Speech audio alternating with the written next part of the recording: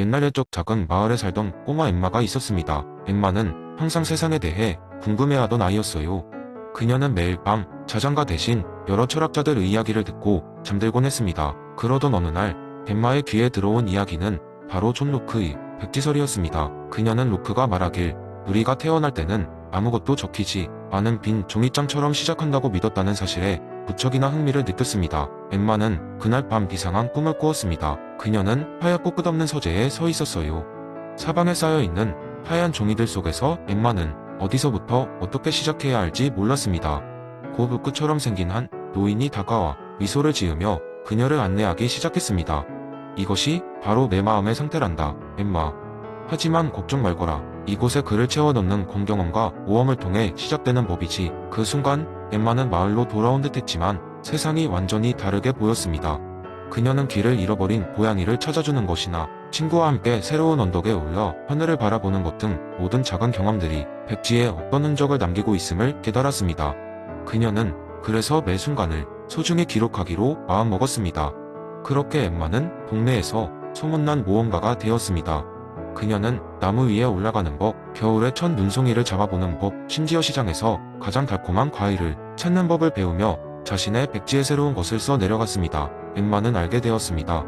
백지설이란 단순한 이론이 아닌 그녀에게 삶의 지침이 되어 주었습니다.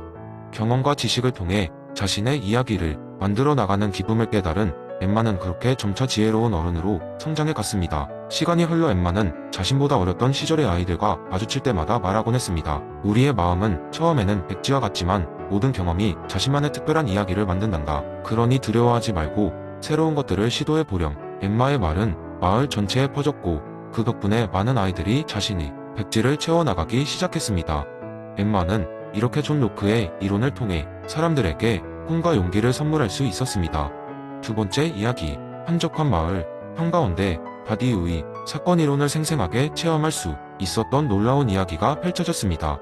마을 주민들은 매일같이 회색 하늘과 느리게 흐르는 시간 속에서 별다른 변화 없이 지내고 있었습니다. 그들의 삶은 일정한 루틴으로 연중무휴로 반복되었고 마을 사람들 또한 이러한 상태를 자연스러운 질서로 인정하고 있었습니다. 그러던 어느 날 마을의 오래된 도서관에서 눈에 띄지 않던 평범한 책 한 권이 주목받기 시작했습니다. 뭐에 홀렸는지는 모르겠지만 마을 도서관의 사서였던 소피아는 우연히도 그 책을 꺼내 읽기 시작했습니다. 그 책은 한 예술가가 쓴 일기였으며 그의 생각과 감정을 시적인 언어로 담았습니다. 그 일기는 사실 사건으로부터 진정한 탄생을 맞이한 창조적 폭발의 순간을 온전히 파고들고 있었습니다. 소피아는 그 책 안에서 기묘한 진실을 마주하게 되었고 책의 메시지는 기존의 방식을 뒤흔드는 충격을 주었습니다. 이 일기는 매일같이 해오던 그녀의 일상을 새롭게 바라보도록 영감을 주었고 그 결과 그녀는 그녀가 걷고 있는 길이 쓰여진 운명이 아님을 깨닫게 되었습니다. 책에서 설명한 예술이라는 사건은 단순히 그림을 그리거나 음악을 만드는 것이 아니었습니다. 그것은 그녀의 존재 자체와 타인의 존재를 이해하고 기억하는 새로운 방식이었습니다. 소피아는 이 책을 사람들에게 소개하기로 결심했습니다. 그녀는 마을 광장 한복판에 작은 전시회를 열어 마을 사람들에게 예술이란 무엇인지 그리고 그들이 이해한 사건의 본질이란 무엇인지 자유롭게 표현할 수 있는 장을 마련했습니다. 마을 사람들은 처음에는 이러한 변화를 낯설어하고 의문을 품으며 거리를 두기도 했지만 서서히 그들은 서로의 이야기를 경청하고 자신들이 가진 고유한 이야기를 나누기 시작했습니다. 마을의 전시회는 일주일간 계속되었지만 이 일은 단지 시작에 불과했습니다. 사람들이 자신의 내면과 타인을 바라보는 방식의 작은 변화의 물결이 일기 시작했습니다. 이 변화의 물결은 마을의 정체된 공기를 떨리게 했고 진정한 사건의 시작을 의미했습니다. 사람들은 이제 더 이상 주어진 질서를 그대로 받아들이지 않았고 자신들의 삶을 능동적으로 재창조하는 데 주저하지 않았습니다. 이 사건을 통해 마을 사람들은 새로운 진리의 충실함에 대해 깊이 고민해야 했습니다.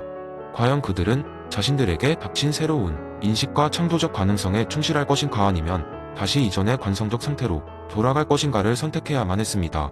결국 마을 사람들은 각자의 방식으로 변화를 수용하기로 선택했습니다.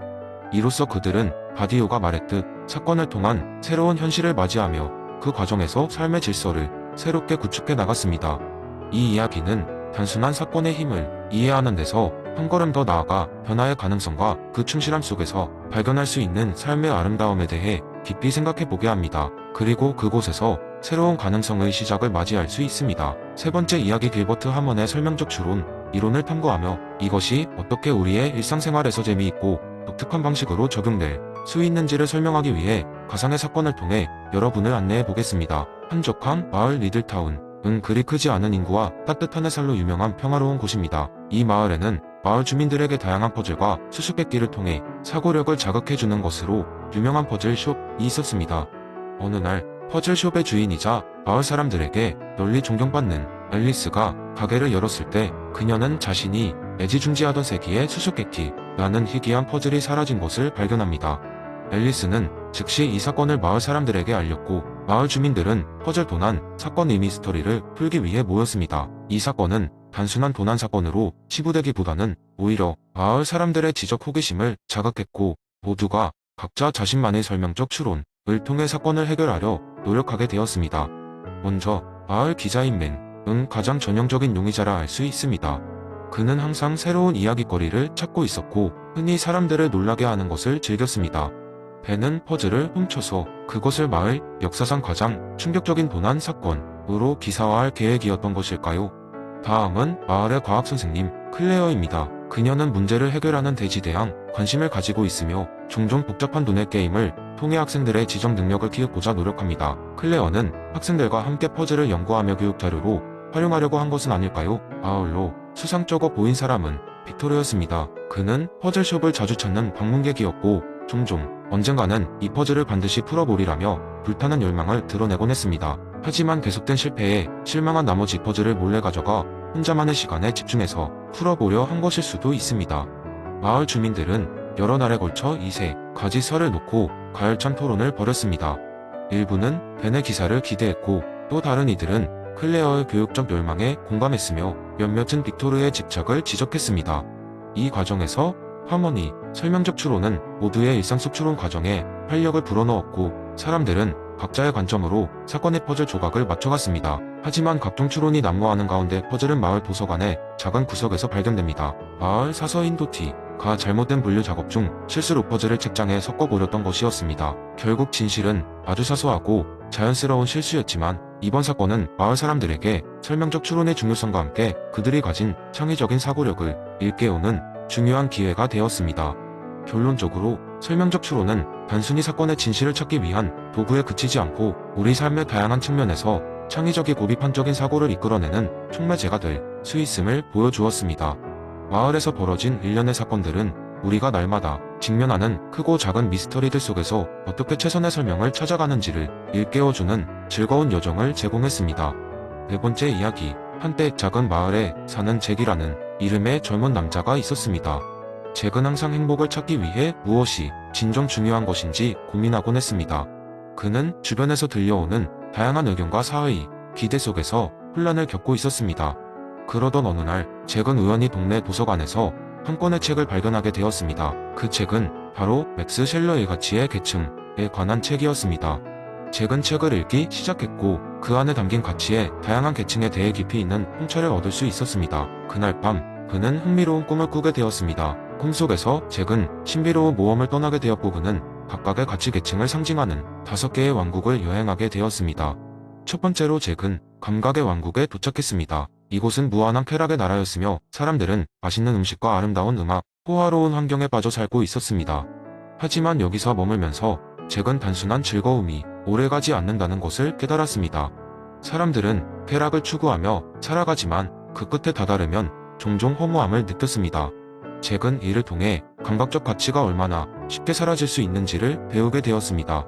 그 다음으로 잭은 생명의 왕국에 발을 내디뎠습니다. 이곳의 사람들은 건강과 생명력을 최대한 증진하려는 삶을 살고 있었습니다. 그들은 신체적 건강을 위하여 규칙적으로 운동하고 유기농 음식만을 섭취했으며 생명 연장을 위해 과학적 발전에 몰두하고 있었습니다.